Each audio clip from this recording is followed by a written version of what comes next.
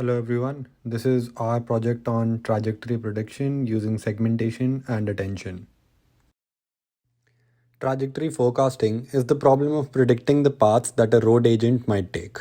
This problem is cardinal to a variety of AI systems such as autonomous driving, surveillance drones, and state-of-the-art security systems.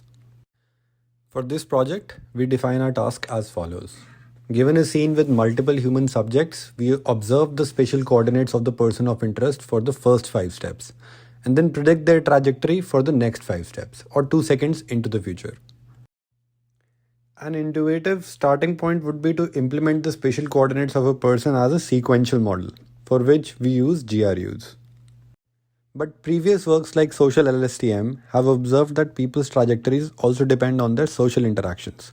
For example, people moving in groups heavily influence each other's trajectories. Next, we also want to leverage the scene semantics to further improve upon our predictions.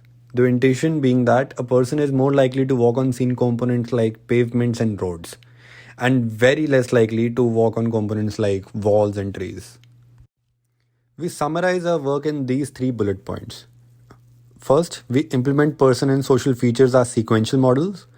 Then, we also leverage scene features to guide trajectory prediction.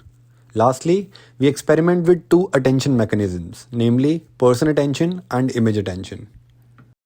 For our project, we're using 2 of the most popular datasets on human trajectory prediction, namely ETH and UCY. These are videos with a fixed camera, top-down view of a scene with a lot of pedestrians. They provide a mirror of pedestrian walking behaviors, so we have a lot of variance for their trajectories. Each sample corresponds to a unique pedestrian with 10 associated frames and their X and Y pixel coordinate positions. The only disadvantage is that we have few training samples.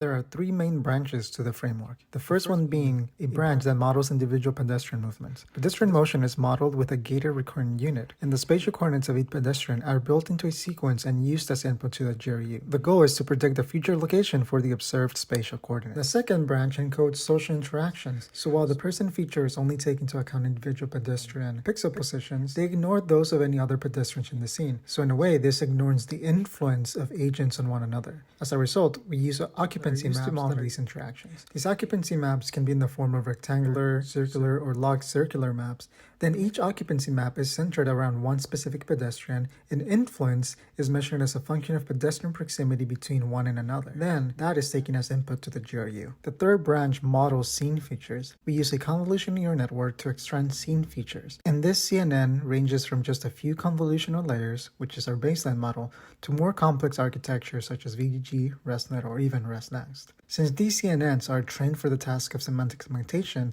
they're fine-tuned for scene semantic extraction, therefore providing better environmental features. Our intuition is that utilizing a more complex or even a pre-trained architecture would provide us with better scene information extraction. Finally, we put it all together in the decoder module. In our baseline, we just concatenate and add all the individual model outputs. However, we get the output from our attention model. We replicate the output to generate a sequence and then pass it through a GRU to get the output at each time step, and then finally pass it through a linear layer to get the 2 coordinate outputs at each time step.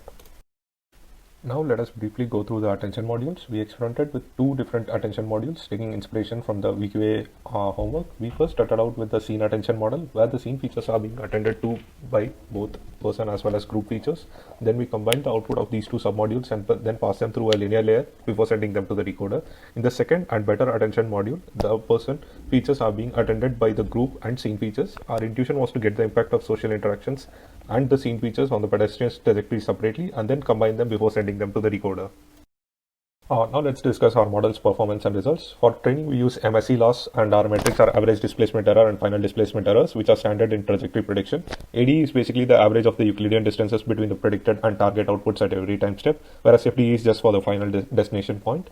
We took the SSLSTM as a baseline, which was able to perform pretty well on our dataset, but with our person attention, we were able to outperform it. While our image attention also performs comparably, we observed that with increasing samples or adding subsets, our model was improving while the baseline was stagnated. Coming to the conclusions and what we learned from this experiment, The encoders and attention models are fairly complex and needed more data to perform better, so we came across the Stanford drone dataset, which is quite similar to our existing datasets. While adding more data from the Stanford subsets, we observed incremental improvements to our model while the baseline was stagnated. Finally, in the future, we would also like to explore better attention models where the decoder queries are attended to by the key value pairs generated by the encoder. Thank you.